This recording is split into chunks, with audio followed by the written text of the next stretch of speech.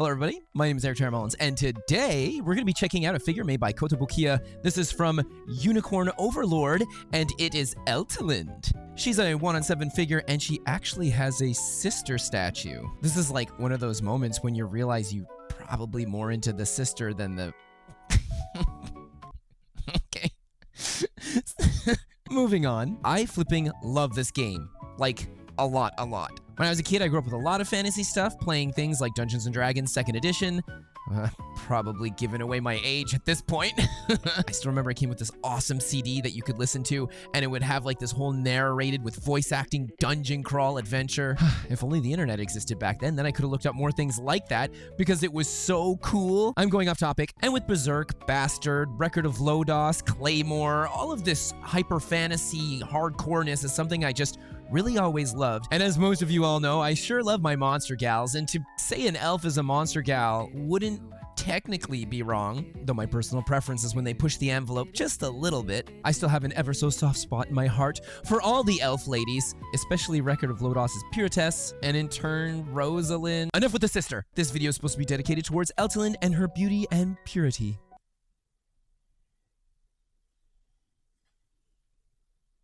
That's gonna make things easier, I guess. I have an unboxing video for her. If you want to see it along with a quick overview, be sure to check the link in the description down below. Her base plate is absolutely awesome. It really does throw anime leaves blowing in the wind vibes. I know that's what they were going for, and they just did a really good job. The choice of greens here are really good. Underneath, nothing special. We still get somewhat of a gradient, which is funny. Though I would like to mention that it doesn't say Kotobukiya. It just says Atlas Sega made in China. Excuse me, this is a Kotobukiya figure, isn't it? We get this clear chunk of plastic that her foot is in, and this is where the problems begin to show up. This peg is a thick, chunky, clear plastic that her foot is glued into, and the peg itself is glued into the base. It's plastic being glued into plastic. She is very dynamic, very heavy, especially with her hair and her cape. This is not going to work, and it doesn't. Many people who have gotten this figure have come to the realization that upon opening the box, she's broken, either detached here from the base or all sorts of other things. These gals have really been plagued with quite a few QC issues. 100% we should have had 2 metal rodded pegs going up and into her foot through the transparent plastic.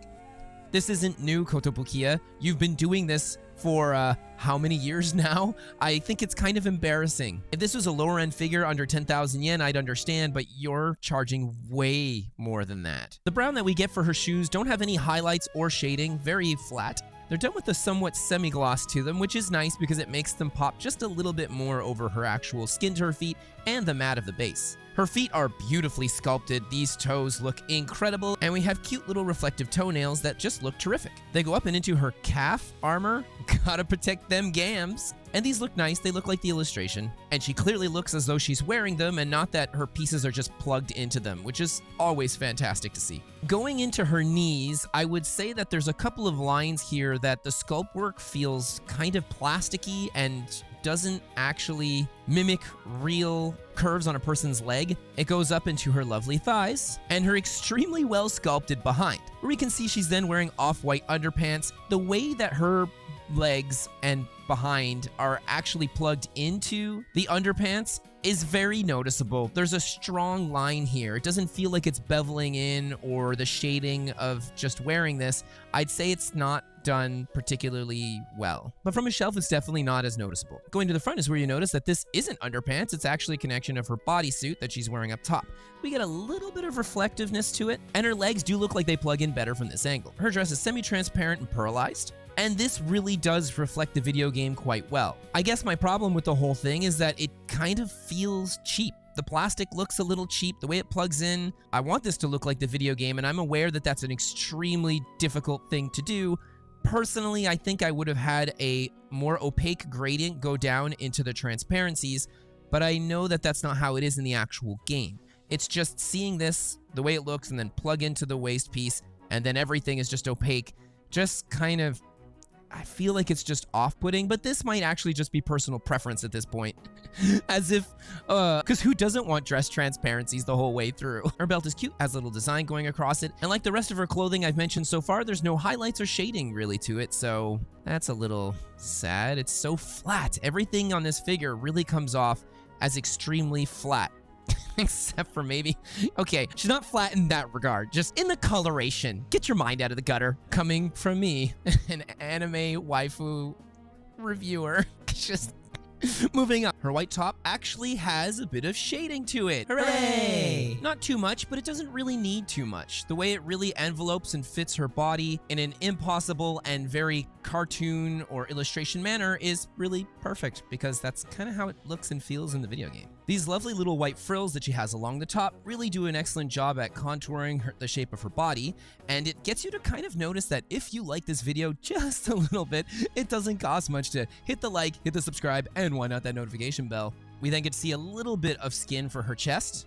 And there's not too much to say here, because her skin is so incredibly pale, you'd almost think she could walk through walls, haunt cemeteries, maybe take over a house or a person. A pain I know all too well. I honestly don't get tan, I get burned. And I'm going off topic. But as we slowly move to her side, you get a good angle of where her arm interconnects with the torso, as such creatures often do. Her arm is impressively well sculpted. The way everything is shaped, you can see a bit of muscle definition. Her elbow looks good. Her forearm has nice beveling to it as it goes down and into her interesting wristband. But the line of the wristband seems to go around the index finger, and her hands are excellently sculpted. Beautiful definition. I love the nails that we get here. They really pop, while her other arm is sculpted in similar fashion along with everything else. We get excellent fingers here too. They actually look somewhat solid as they're holding on to her weapon. So everything is all one chunk and carved in. I'd say it's carved in pretty well. Speaking of this weapon, it's pretty simplistic. Nothing really crazy here, but the design isn't anything crazy. It looks good. It looks like the picture. The tips are actually quite sharp. You want to be careful moving her around and when you're doing stuff, because these can catch on things very easily, along with the sharper ends of her hair and the sharper ends of her cape. And because of the fact that she's so fragile on this base, you don't want to put this, my hand just catching on that, I was like, oh, please don't break. You don't want to put her somewhere that's going to shake too much, because she fails the shake test. And I'm doing it now and I'm just stressed about it because I know she's just going to break off of this thing.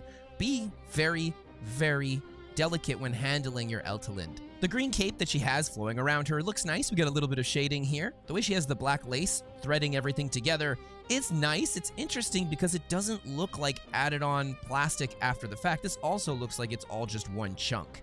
Despite there not being a lot of paint applications all over her, the few that she does have are very well placed. This thing has a lovely flow going around her, where we then have her oversized, hefty, and hardcore cape flowing underneath. This thing is awesome. It feels pretty thick. We get some nice shading on it, and I really love how dynamic it is. Her neck, which actually has some lovely definition to it, then goes up and into her face. We get a line here where it almost looks like you could remove her face and swap it for another one. It doesn't come with alternate faces, so I don't really know why they glued her and attached her like that. They could have just molded her with the neck. Her ears are absolutely gorgeous. Of course they are. You're getting this because you not only like Eltolinde from Unicorn Overlord, but you're probably a fan of elves like this guy. They look good. I love that they're juting outwards so strongly. Sometimes sculptors will design the elf ears so that they move backwards. I got no problem with that. It's just, I really do like the way they go straight out. It's personal preference at this point. Her face itself has a bit of that melancholic innocence that you kind of get from the illustration. The sculptor really went in hard at accentuating a bunch of her facial features, like having stronger cheekbones, which gives you a bit of the illusion that she might be mildly smiling. Her nose is extremely pointy, and the way that everything is kind of overly done, especially with the cheekbones, I think that it kind of pops out a little too much. But from a shelf and from many angles, it looks nice. The decals for the eyes are okay, but they're matte. I would have loved the eyeball part to be a little more reflective, while we keep the eyelashes that matte, so this way we get something that pops on her face. As it is, there's just so much matte all over this figure, and we get very little to nothing in the way of finishes with the exception of metallics. Her eyebrows have that outline around them, which make them seem a little more illustrated. And now getting into her hair, which is... The shaping is beautiful. The sculpt work in general on this figure is very impressive. Looks really nice. They use a clear transparent plastic, which I'm not fond of clear plastics. I find they usually look cheap and it's very hard to pull off well. We have our twin tails that come down along the front, very well sculpted, but that mild transparency makes it so that the yellow isn't popping like in the illustration, and I want her to look like the artwork. I don't want to look like, oh, but if this was real, the hair would slowly fade out, and the best way we can do that is by using transparency. I don't care, especially if you're not going to do it particularly well. Blast from the past. I know, this is Cosmos, made by Good Smile Company. And if you want to look at the back of her hair, you can see the way that they ended up doing all of this shading. It looks so good. It's very nice, and the fact that they use the transparencies, they pushed a lot of their opacities further down the hair with transparency a little bit underneath, so it just kind of feels like it's more premium, and it does a better job at shading and framing everything. Unfortunately, Koto didn't really do that here. The braids that we get going around her head and along the back top part here are actually all opaque, where we then get this giant chunk of hair underneath with multiple strands. That's another transparent piece. At least here they put in more effort in their opacity slowly bleeding out into transparencies, but I just don't think that it's done to the level of perfection that I would have liked to see for a figure at this price point. The color choice is fantastic. Her hair really is this kind of lighter blonde, but I would have put in some darker shading in the hair, especially underneath, so this way the lighter parts would have shined a little bit more.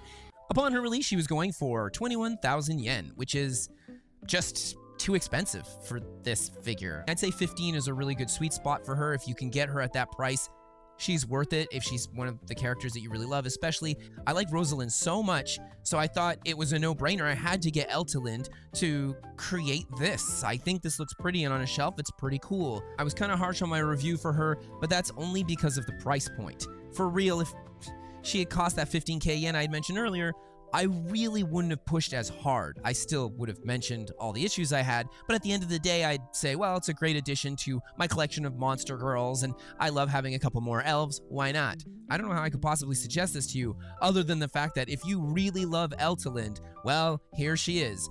Hopefully, you can find her in the secondary market for a better price. And even if you do, you then kind of face the fact that the QC issues, the problem she has with shipping and quite possibly breaking or snapping off her base with ease, like, sorry.